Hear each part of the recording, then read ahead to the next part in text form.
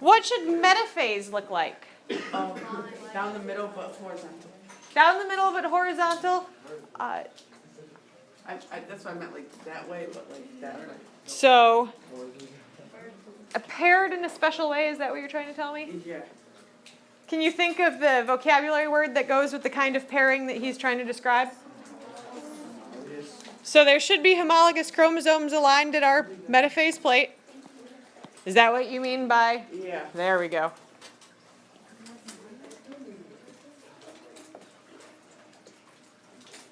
What does anaphase look like then? They're pulled apart, but their Go with centromeres arms are of still each intact. other. No. Like so? Is this what you mean? Yeah.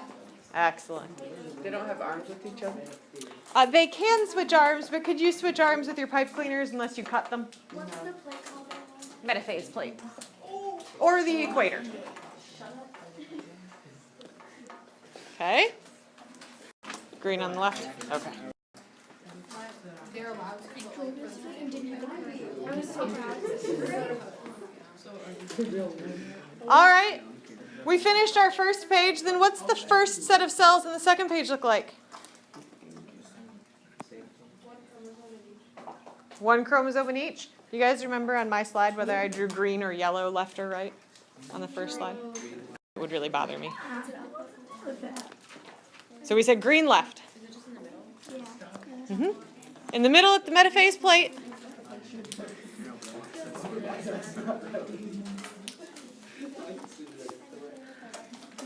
And then what? They split in half. What splits in half? Okay, the centromere dissolves. So I end up with something like so. Now you're like, oh, wait a minute, we tested on this 2 tests ago. Why are we doing this again? Is there something weirdly different about this time than last time we did it? It has what? Okay, there's something attached to it. There's a bead. How many of you automatically just arranged them so your beads would always be at the top or always be at the bottom? How many of you did I that? did for one, but not for the other. It just looks prettier when it's symmetrical, right? Is that your logic? Those of you who did that, why did you do it? Why did you put them all going the same way in that cell? Because it made you happy. It looked better. Because order is just appropriate. No? We discussed the structure of a chromosome. What did we call this when we compared it to the other side?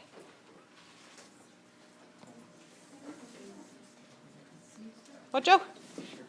So we called them sister chromatids. And what did I tell you about sister chromatids?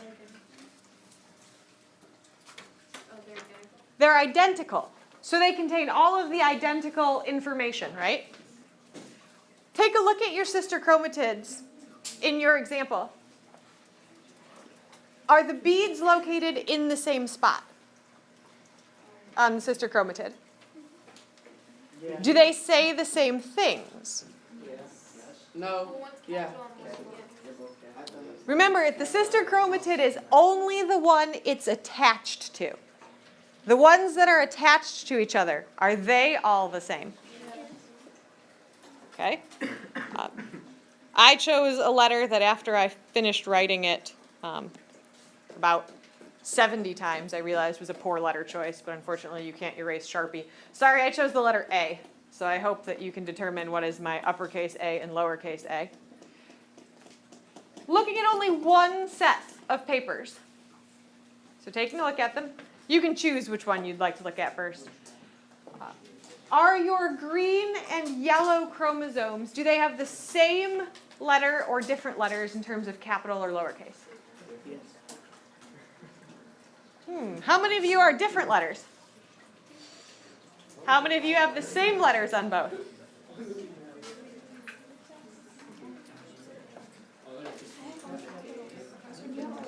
You have all capitals and you have all lowercases? Oh, wait. Oh, for the yellow one? Ours are together, like we have light green, dark green on this one, is that what you meant? Oh, Like we will always have, like, So on the green, it's always capital A, right? And on the yellow, it's always lowercase a, lowercase a. but theirs aren't. yours aren't? But theirs are not. Theirs are opposite. Okay, wow. You want to ask them? You know, I don't know. How do we know if they know if we don't ask them?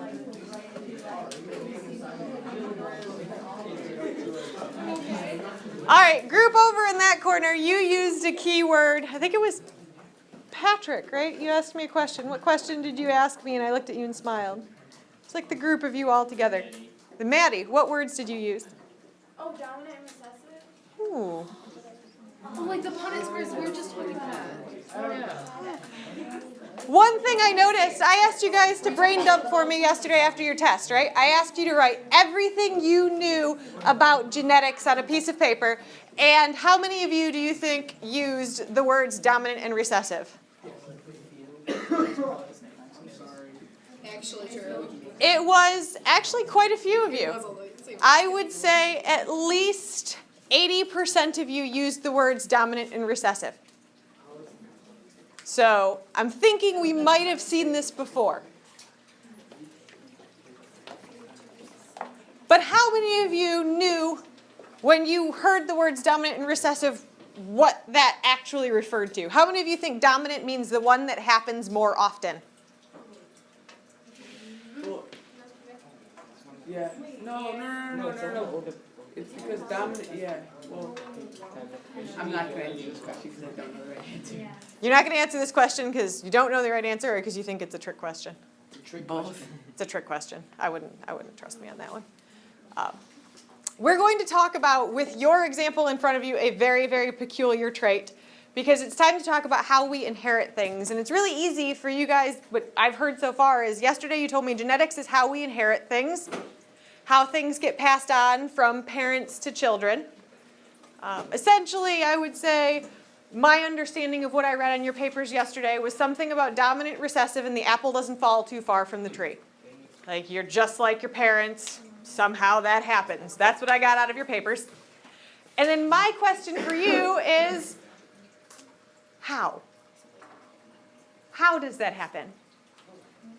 You don't know. Well, thank goodness you're here for the next week. Isn't it like both parents contribute like a trait or like a gene for one thing, and then if they're both dominant or one of them's dominant, then that dominant trait will take over, and if they're both recessive, then that recessive trait will show through. I like the choice of words show through. All right. So that is what we're talking about here for our capital A, lowercase a. And, you know, there's all kinds of traits that we could talk about. Some of them I learned earlier. Not all your classmates know. Hitchhiker's thumb, what's that? When it curves. When it curves back. Free versus attached earlobes. Free versus attached earlobes. Widow's peaks. Your hairline, right? Whether or not you can curl your tongue. So if all of you try and... I can't do that. Why did everyone do that? Don't worry. It does not affect your survival. You will be okay, but that's inherited. Truthfully, do you know what I think of all of those genetic traits? They're kind of boring ones, so we talk about one I prefer instead. Hair color is a little bit... Is it only one trait, or is it only one gene? I think that might be one that's multiple genes. So we'll talk about one trait that I find funny, and mostly I find it funny because some of you will go home and try it this evening. Try what? How many of you have eaten beets before in your life? No. A beet, you know, the root vegetable? Yes. And if you eat beets and you pee pink, you have one gene. And if you eat beets and you don't pee pink, I feel bad for you, and you have the other gene. How many of you are like, I'm going to go home and see if there's any beets in the pantry? I love that one. That's so weird, right? Like, seriously. How does that even happen? You got a special enzyme. You need an enzyme. Okay. So the question here was, how does that even happen? How do you pee pink? And then, Hunter, you said Enzyme. you need a certain enzyme to help you digest the color, right? And whether or not you make the enzyme determines whether or not you can digest the color, the dye that makes beets pink. If you can't digest it, well, you ate it, so it's got to come out somehow. And since it's water soluble, out it comes. Is that just for That's just beets that will do that particular. They actually call it BEETURIA because urea refers to nictaration or peeing, and beet, well, that's where you get it from. Why talk about where your hair color comes from? No one cares about that. So, is it dangerous? Do you think it's dangerous to eat beets? No. It's dangerously healthy. No, it's not dangerous. Beets are a superfood, so now you know you can try it with a good reason. Completely edible. Oh, so enzymes. Guess what biomolecule enzymes are? Ace. They end in ace. They're what?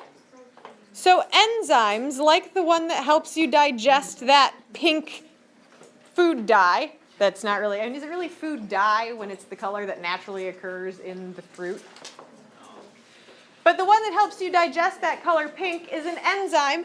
Enzymes are made of protein. Where does your body get instructions to make protein? DNA. DNA.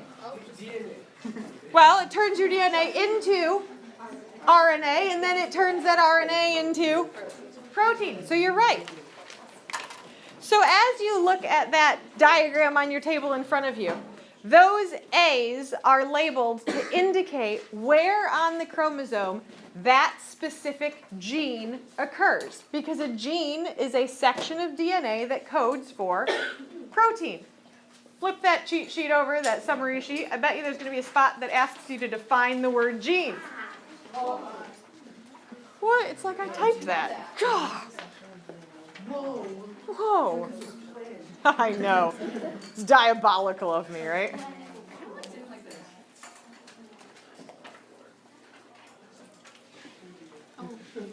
Oh no, you're fine. You're fine. I was waiting to see what you're going to write.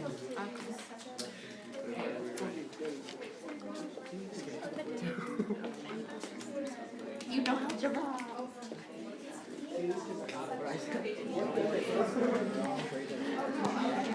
All right. Do you need it repeated? Yeah. A section of DNA that codes for protein. And that always occurs in the exact same spot on every chromosome. Every time. So in the one that I've drawn for you on the slide, I'm going to label capital A, capital A. And the reason I labeled both capital A is because you already told me those two things that are joined by a centromere are identical, right? So they must have the same recipe for a protein on it.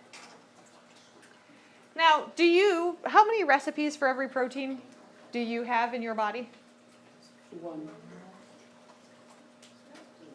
How many recipes for every protein do you have in your body? No. What, Amanda? Two. Where'd you get those? Your mom and dad, right? Does that mean your mom and dad gave you the same recipe?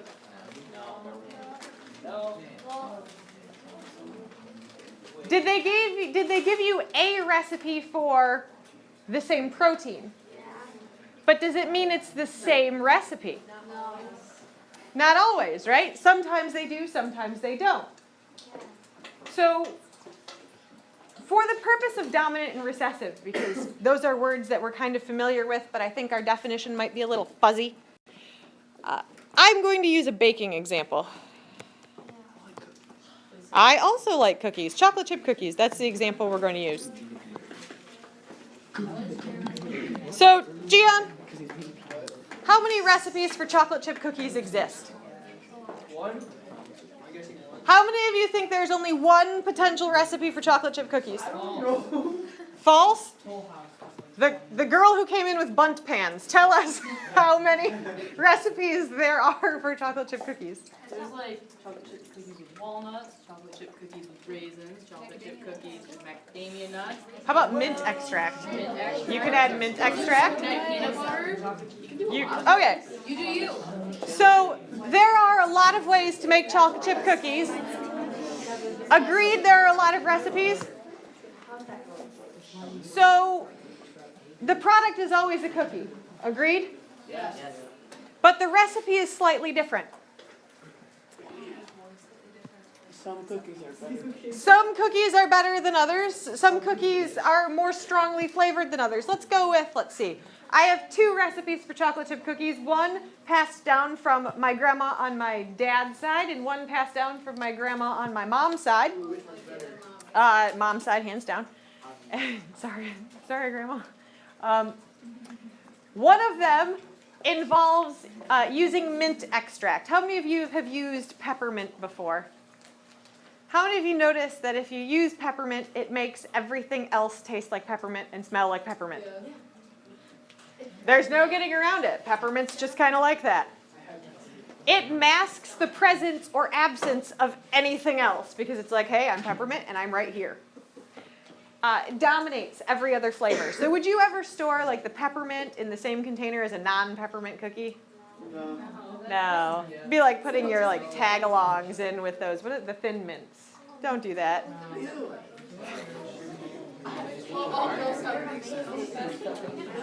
Not a fan. I'm not gonna lie. I don't like the tag-alongs. So, would you agree then? The recipe that makes the mint cookies dominates the non-mint cookie. Yeah. If I made both of them, both would exist, both would be there, but I would never know that the poor mint-free cookie has been made. That's the same thing with our genes, and sometimes we don't think about it that way. Sometimes we just think it's the one that happens more often. It's not necessarily the one that happens more often. Your body, if you got a dominant gene from one parent and a recessive gene from another, your body makes both. It's the one that masks the presence of the other one that's dominant. It's stronger at what it does. It's not like the recessive one's not there, it's just like Arnold Schwarzenegger. I don't know that I followed that. One's really strong and then one's really weak. That's So only the strong one matters. yeah, only the strong one is what you see, right? So same thing for your dominant and recessive genes. If you get a dominant copy, this is the one you see.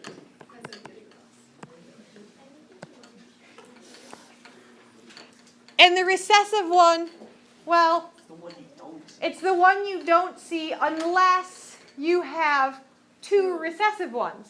Then you don't have another choice, do you? All you have is the mint-free recipe. So recessive is seen only when an individual has two.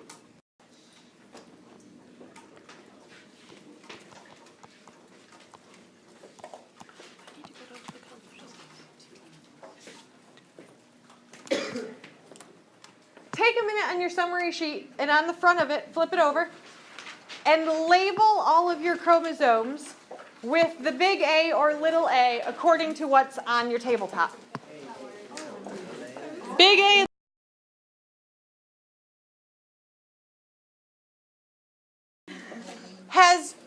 different genes they could pass on. This person from their parent got a capital A, and from their other parent got a lowercase a. So when they go through the process of making a gamete, the person in my example up on the board, what two gametes would they make in terms of A?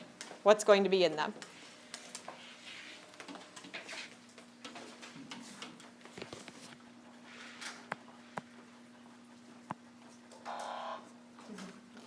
Which one's that? Big A. Capital A. And I have two gametes that both contain capital A, right?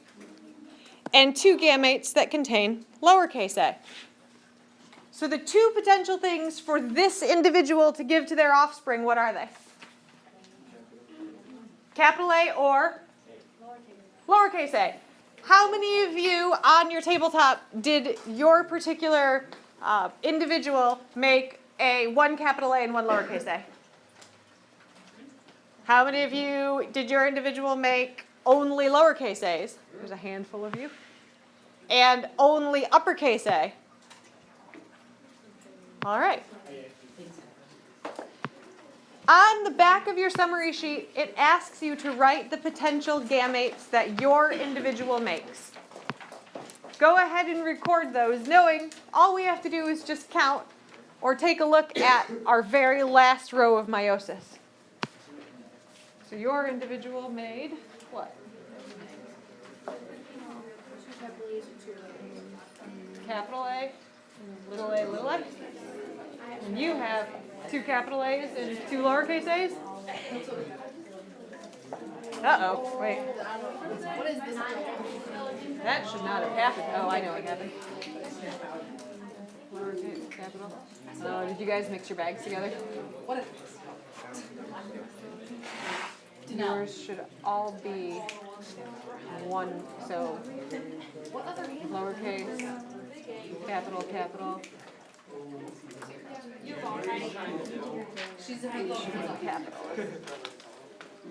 I was thinking like I was thinking about You yell at somebody in first hour for messing them all up. So what did I do wrong? You didn't do anything wrong. All of yours should either, so if it started as lowercase a up here, it should be lowercase a the whole way through. And So I one have of yours, yeah, one of yours changed.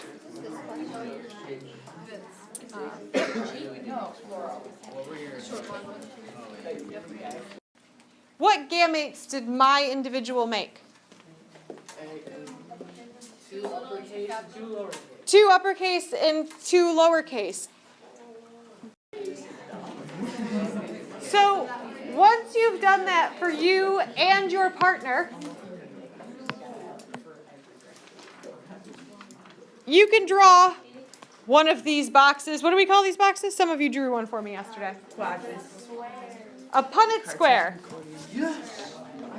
And I feel as though on this Punnett square thing, sometimes we understand how it works as a prediction of probability, but we don't know why we write the letters that we write on the sides or on the top.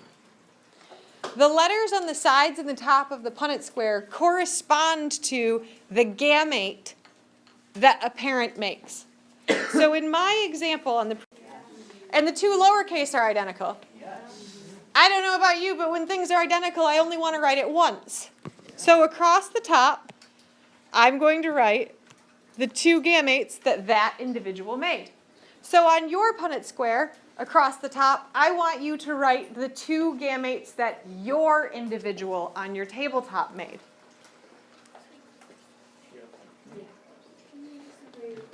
Which two out of the four do you choose? Which two out of the four? Like, we have like two capital A's and then two lowercase a's.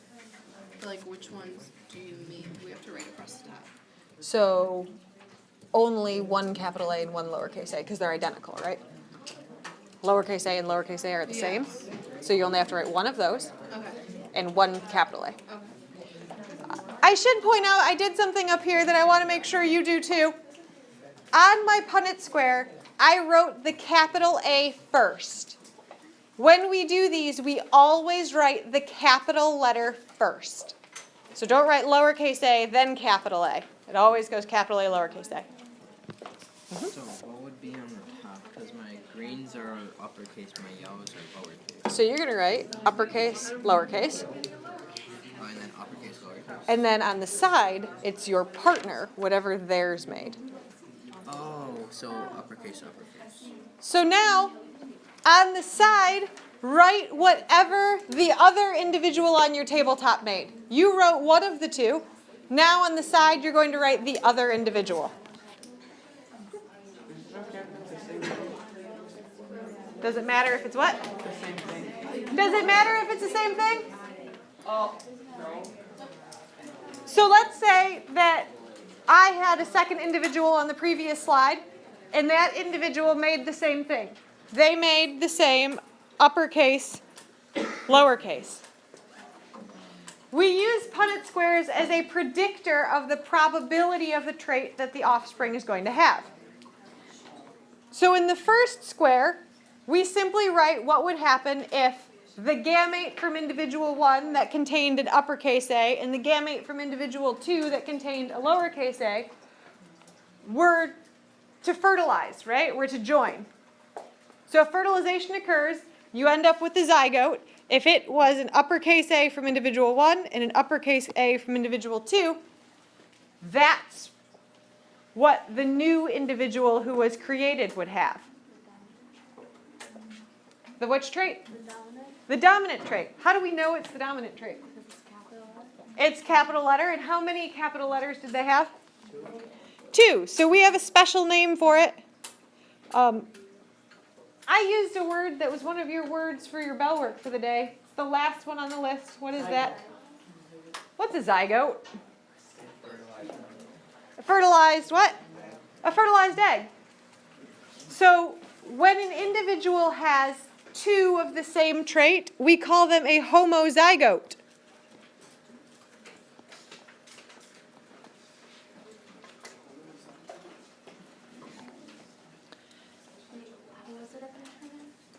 How is it what? Homozygote is 2 of the same. 2 of the same. That means homozygote applies to both dominant and recessive. So, Hunter, focus. Now if I move down 1, the same gamete from individual A that was made, it's a capital A from the first one, joins with a lowercase a. In terms of, let's go with our favorite trait, pea color, does this person get to pea pink when they eat beets or not? No. I got the inside. They have one dominant. Well, which one's dominant? Peeing pink is dominant. Oh, then yeah. Wait, are you serious? Lucky us. What? Do you really want me to poll the classroom about who does or does not pee pink? I'm okay. Do you think people really want to answer that? I don't. Yes, I guarantee someone is going to come in tomorrow and tell us at the beginning of the hour.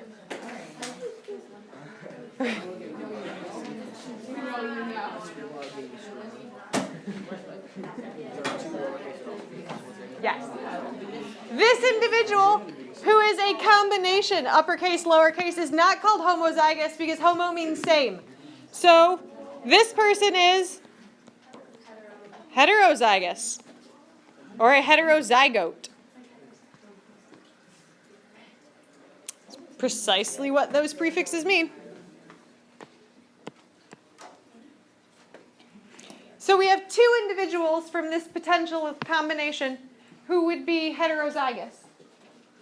And we have 2 individuals who would be homozygous. It just so happens they're homozygous for opposite traits. One is homozygous dominant, and the other is homozygous recessive. Now, this was a Punnett square I made for my hypothetical individuals. Did you make the Punnett square for your tabletop individuals? Did you all get the same results I did for my hypothetical individual? Uh-oh. I had some no's. My no's, why not? What did you have? Well, because she has all recessive and I have all dominant. The posterity setup means that you'll get 100% So this was you, and this was her. Agreed? Yep. So all of your offspring would have looked like that. Anybody else get something like this, or like this, or different than mine? Were there any other potential combinations? Newt, what'd you get? I had a hetero and a homo for the down. So she had that, Yeah. and you were this. Yep.